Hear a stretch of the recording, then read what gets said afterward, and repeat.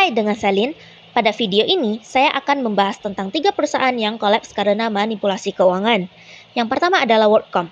Perusahaan telekomunikasi asal Amerika Serikat ini berdiri tahun 1983 dan pernah menjadi yang terbesar di negaranya. Namun, pada tahun 2002, WorldCom terbukti melakukan manipulasi laporan keuangan yang menjadi awal dari kejatuhannya. Awal kasus ini bermula pada tahun 2000 saat krisis ekonomi di AS menurunkan permintaan internet, sehingga pendapatan WorldCom ikut turun. Di sisi lain, perusahaan memiliki biaya operasional dan utang yang tinggi akibat akuisisi di tahun-tahun sebelumnya yang membuat laba anjlok dan harga saham terancam turun. Untuk menutupi kondisi ini, manajemen perusahaan memutuskan untuk melakukan manipulasi laporan keuangan dengan mengkapitalisasi biaya, di mana biaya yang dimanipulasi adalah biaya jaringan atau line cost yang seharusnya dicatat sebagai akun beban dan mengurangi laba, malahan dicatat sebagai pengeluaran atas investasi jangka panjang. Ini itu ibaratnya seperti mengubah biaya listrik bulanan rumah menjadi investasi rumah, padahal jelas-jelas biaya listrik itu pengeluaran yang rutin. Nah, akibatnya, sekitar 3,8 miliar dolar biaya operasional pada tahun 2001 hingga awal 2002 tidak dicatat sebagai beban. Dampaknya, biaya terlihat lebih kecil, laba tampak lebih besar, dan perusahaan seolah-olah tetap sehat di mata investor. Kemudian, di tahun 2002, seorang auditor internal bernama Cynthia Cooper menemukan kejanggalan yang kemudian diselidiki oleh lembaga SEC. Hingga pada Juni 2002, WorldCom mengakui manipulasi sebesar 3,8 miliar dolar, yang menyebabkan harga saham jatuh dari 64,5 dolar menjadi di bawah dari 1 dolar. Dan akhirnya, perusahaan dinyatakan bangkrut pada Juli 2002, dengan kerugian investor mencapai sekitar 175 miliar dolar, serta ada 17.000 karyawan yang di PHK. Berikutnya adalah PT San Prima Nusantara Pembiayaan atau dikenal dengan S&P Finance, adalah perusahaan pembiayaan yang berdiri tahun 2000 dan merupakan bagian dari Columbia Group. Selama periode 2015 hingga 2017, perusahaan berkembang pesat berkat kepercayaan bank dan investor yang didukung oleh laporan keuangan dengan opini audit WTP, sehingga perusahaan mampu memperoleh pendanaan dari sekitar 14 bank serta menerbitkan MTN. Nah, masalah mulai terjadi di tahun 2016 di mana bisnis Columbia menurun karena konsumen mulai beralih ke belanja online. Akibatnya, penjualan kredit menurun dan arus kas perusahaan ikut terganggu. Kondisi ini membuat perusahaan mulai kesulitan memenuhi kewajibannya pada bank hingga sempat mengajukan restrukturisasi kredit.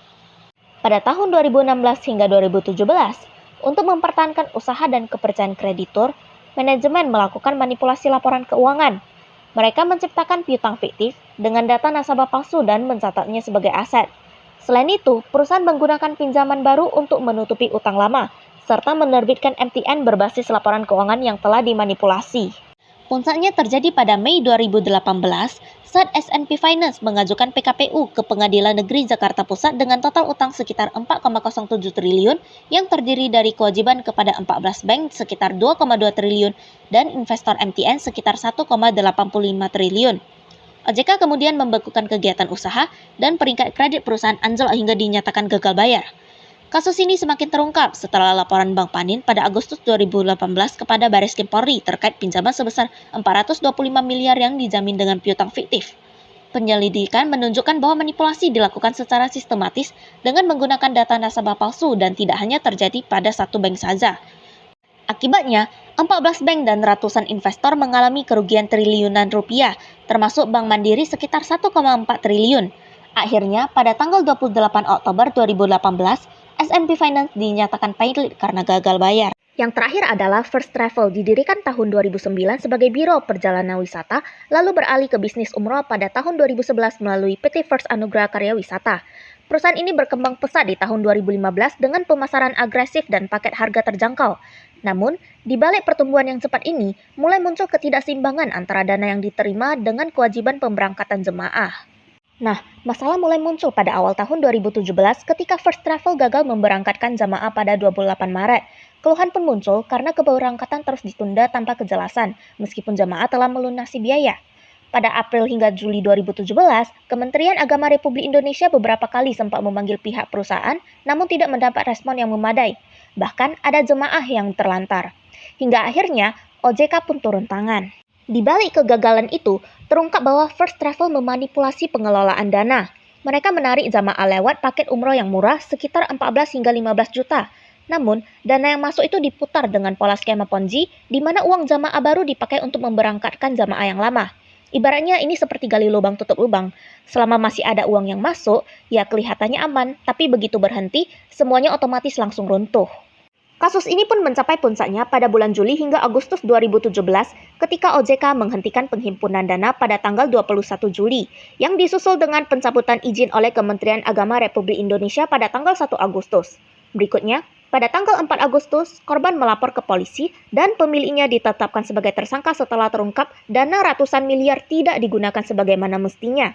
Akibatnya, lebih dari 70.000 jamaah menjadi korban, sebagian besar gagal berangkat dan kepercayaan masyarakat pun ikut menurun.